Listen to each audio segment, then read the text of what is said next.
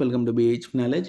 And ఎవరైతే ఆంధ్రప్రదేశ్ సంబంధించినటువంటి 100 library jobs prepare అవుతున్నారో, అంటే మనకి జాబ్ క్యాలెండర్ పడింది కదా, అందులో అక్టోబర్ 15న 100 లైబ్రరీ జాబ్స్ అనేవి పడుతున్నాయి కదా, దానికి ఎవరైతే ప్రిపేర్ అవుతున్నారో చాలామంది దీనికి సంబంధించినటువంటి క్వాలిఫికేషన్ ఏందనేది అడుగుతున్నారు. సో దీనికి సంబంధించి అయితే నాకున్న ఇన్ఫర్మేషన్ అయితే చెప్తాను, ఓకేనా. ఇది నిజం కావచ్చు, కాకపోవచ్చు, ఓకేనా. అండ్ ముఖ్యంగా మీకు ఈ డిపార్ట్మెంట్ అనేది చాలా ఇంపార్టెంట్ అనమాట. మీరు ఒకసారి జాబ్ క్యాలెండర్ అనేది చూడండి. స్కూల్ ఎడ్యుకేషన్ డిపార్ట్మెంట్ అనేది మెన్షన్ చేశారు అక్కడ. అయితే స్కూల్ ఎడ్యుకేషన్ డిపార్ట్మెంట్లో మనకి government schools, model schools, inter colleges and public libraries ఇవన్నీ కూడా మనకి స్కూల్ ఎడ్యుకేషన్ డిపార్ట్మెంట్ కిందకే వస్తాయి, ఓకేనా. స్కూల్ ఎడ్యుకేషన్ డిపార్ట్మెంట్ కిందకే మనకి స్కూల్స్ వస్తాయి, గవర్నమెంట్ స్కూల్స్ వస్తాయి, మోడల్ స్కూల్స్ వస్తాయి, అండ్ అవి కాకుండా మనకి ఇంటర్ కాలేజెస్ వస్తాయి, పబ్లిక్ లైబ్రరీస్ కూడా మనకి ఈ స్కూల్ ఎడ్యుకేషన్ డిపార్ట్మెంట్ కిందకే వస్తాయి అన్నమాట. అయితే మనకి ఇందులో స్కూల్స్ నుంచి రాకపోవచ్చు, మోడల్ స్కూల్స్ నుంచి కూడా జాబ్స్ రాకపోవచ్చు, కానీ ఇంటర్ కాలేజెస్, పబ్లిక్ లైబ్రరీస్ నుంచి మనకి జాబ్స్ వచ్చే అవకాశం అయితే ఉంది. అయితే ఇందులో మనకి ఇంటర్ కాలేజ్ వస్తే మాత్రం ఎంఎల్ఏసి క్వాలిఫికేషన్ అనేది ఉంటుంది. పబ్లిక్ లైబ్రరీ నుంచి మనకి ఒకవేళ ఈ 100 జాబ్స్ వస్తే మాత్రం మీకు బిఎల్ఏసి, ఎంఎల్ఏసి ఇద్దరికి కూడా ఎలిజిబిలిటీ అనేది ఉంటుంది. ముఖ్యంగా పబ్లిక్ లైబ్రరీకి సంబంధించి ఒక 6 మంత్స్ 8 మంత్స్ బ్యాక్ ఒక నోటిఫికేషన్ అనేది వచ్చింది. అందులో 900కు పైగా మనకి జాబ్స్కి ఫైనాన్స్ డిపార్ట్మెంట్ క్లియరెన్స్ ఇస్తున్నట్టు మనకు ఒక నోటిఫికేషన్ అనేది వచ్చింది, ప్రెస్ నోట్ అనేది వచ్చింది. అయితే అందులో మనకి library grade 2, grade 3 record assistant సంబంధించి లైబ్రరీ జాబ్స్ అయితే ఉన్నాయి. అందులో చాలా జాబ్స్ అనేవి ఉన్నాయి. లైబ్రరీ గ్రేడ్ 2 పడితే మాత్రం లైబ్రరీ గ్రేడ్ 2 సంబంధించి 92 వేకెన్సీ ఉన్నట్టున్నాయి. అండ్ లైబ్రరీ గ్రేడ్ 3 సంబంధించి 200+ వేకెన్సీ ఉన్నట్టున్నాయి. అండ్ ఆ తర్వాత మనకి రికార్డ్ అసిస్టెంట్ సంబంధించి కూడా ఒక 200 వరకు కూడా వేకెన్సీ ఉన్నాయి.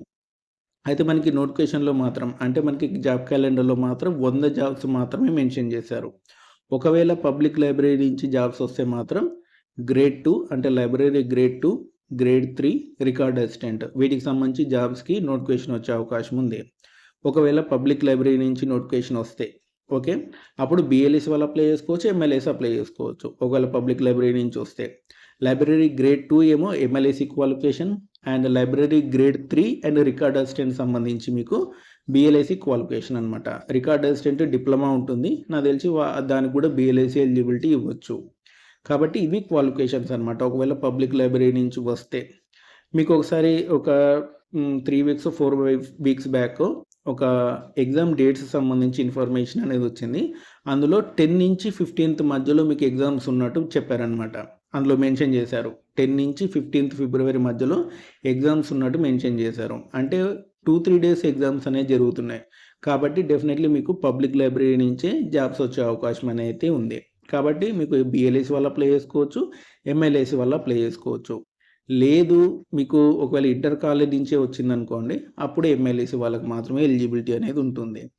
అండ్ ముఖ్యంగా మీకు పబ్లిక్ లైబ్రరీకి సంబంధించి క్లియరెన్స్ ఇవ్వడం, ఫైనాన్స్ డిపార్ట్మెంట్ క్లియరెన్స్ ఇవ్వడం, and 2 weeks back 3 weeks back ఏదైతే మనకి ఎగ్జామ్ డేట్స్ సంబంధించి ఇన్ఫర్మేషన్ వచ్చిందో అందులో కూడా మీకు 2-3 డేస్ మెన్షన్ చేయడం, 10 to 15 వరకు ఎగ్జామ్స్ ఉన్నట్టు మెన్షన్ చేయడం చూస్తే మాత్రం మనకి పబ్లిక్ లైబ్రరీ నుంచి నోటిఫికేషన్ వచ్చే అవకాశం అయితే ఉంది. కాబట్టి బిఎల్ఏసి, ఎంఎల్ఏసి ఇద్దరు కూడా అప్లై చేసుకోవచ్చు. 90% పబ్లిక్ లైబ్రరీ నుంచి రావచ్చు, ఒక 10% మాత్రం ఇంటర్ నుంచి రావచ్చు. ఇంటర్ కాలేజీ లైబ్రరీస్ పడవచ్చు. ఇంటర్ కాలేజీ లైబ్రరీస్ పడితే మాత్రం ఓన్లీ ఎంఎల్ఏసి వాళ్ళు మాత్రమే అప్లై చేసుకోవాలి, బిఎల్ఏసి ఎలిజిబిలిటీ ఉండదు. పబ్లిక్ లైబ్రరీ అయితే మాత్రం లైబ్రరీ గ్రేడ్ 2 వాళ్ళకైతే మాత్రం ఎంఎల్ఏసి ఉండాలి, గ్రేడ్ 3 అండ్ రికార్డ్ అసిస్టెంట్ సంబంధించి బిఎల్ఏసి వాళ్ళు అప్లై చేసుకోవాలి, ఓకేనా. సో ఇది ఇన్ఫర్మేషన్ అనమాట. అండ్ చూడాలి ఇంటర్లో పడుతుందా, పబ్లిక్ లైబ్రరీలో పడుతుందా అనేది మనకి నోటిఫికేషన్ వస్తే కానీ తెలియదు. ఆల్మోస్ట్ మీకు పబ్లిక్ లైబ్రరీలోనే పడవచ్చు, ఓకేనా. ఎందుకంటే ఆల్రెడీ మనకి ఫైనాన్స్ డిపార్ట్మెంట్ క్లియరెన్స్ ఉంది. ఎగ్జామ్ డేట్స్ చూసినా సరే మనకి 2-3 డేస్ ఎగ్జామ్ అనేది ఉంది. కాబట్టి డెఫినెట్లీ అంటే 2-3 పోస్టులకి ఎగ్జామ్ అనేది ఉంటుంది.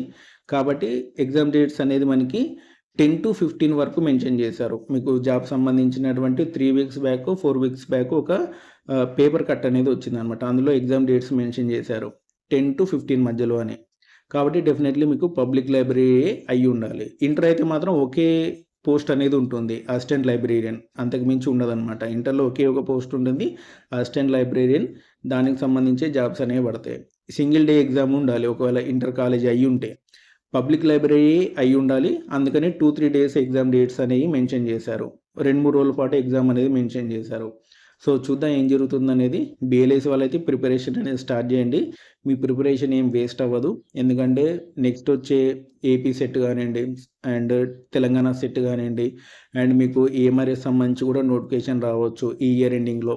వాటికి కూడా మీ ప్రిపరేషన్ అనేది ఉపయోగపడుతుంది. ఓకేనా? సో, ఇదనమాట నాకున్నటువంటి ఇన్ఫర్మేషన్ అయితే పబ్లిక్ లైబ్రరీస్ నుంచే మీకు రావచ్చు. ఓకే.